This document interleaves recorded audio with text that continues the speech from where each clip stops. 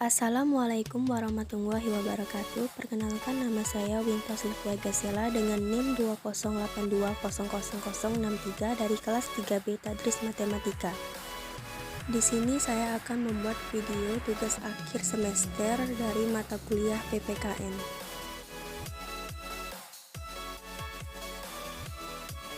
Hak dan kewajiban warga negara Indonesia. Apa itu hak? Hak adalah segala sesuatu yang harus didapatkan oleh setiap orang yang ada baik setelah lahir maupun sebelum lahir. Apa itu kewajiban warga negara? Kewajiban warga negara adalah segala sesuatu yang wajib dilaksanakan oleh setiap warga negara. Penyebab terjadinya pelanggaran dan pengingkaran hak dan kewajiban warga negara. Apa itu pelanggaran? Pelanggaran terhadap hak warga negara merupakan situasi di mana warga negara tidak dapat menikmati apa yang menjadi haknya. Contohnya, banyak anak yang putus sekolah karena tidak ada biaya. Hal itu bisa terjadi karena program pembangunan yang kurang berjalan sebagaimana mestinya, ataupun karena warga negara yang malas bekerja karena tidak mau mengembangkan keterampilannya. Kasus pelanggaran hak warga negara.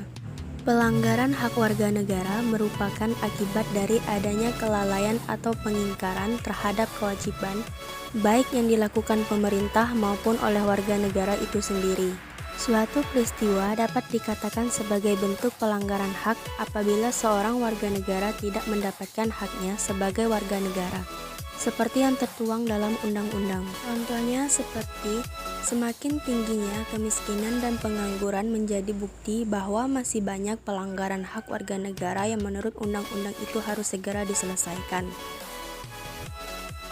Contoh yang kedua, pelanggaran hak cipta. Hak cipta biasanya berkaitan dengan ciptaan-ciptaan seniman. Kita harus menghargai hak-hak orang yang memiliki karya-karya tertentu. Contoh yang ketiga, penegakan hukum yang kurang maksimal. Contoh yang terakhir, meningkatnya kasus pelanggaran HAM. Banyak kasus pelanggaran HAM di Indonesia, baik yang ringan maupun yang berat. Kasus pelanggaran kewajiban warga negara. Contohnya seperti melanggar peraturan. Peraturan itu dibuat untuk mewujudkan ketertiban dan kenyamanan. Jika ada warga negara yang melanggar peraturan, maka akan terjadi ketimpangan peraturan yang dimaksud bisa berupa pelanggaran lalu lintas maupun pelanggaran sekolah. Contoh yang kedua yaitu tidak membayar pajak. Seperti yang kita ketahui, pajak itu sumber pemasukan negara.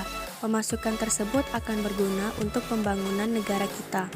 Jika kita malas membayar pajak, sama saja kita tidak mendukung usaha pembangunan negara. Contohnya, tidak membayar pajak bumi dan pembangunan, serta pajak reklame atau iklan.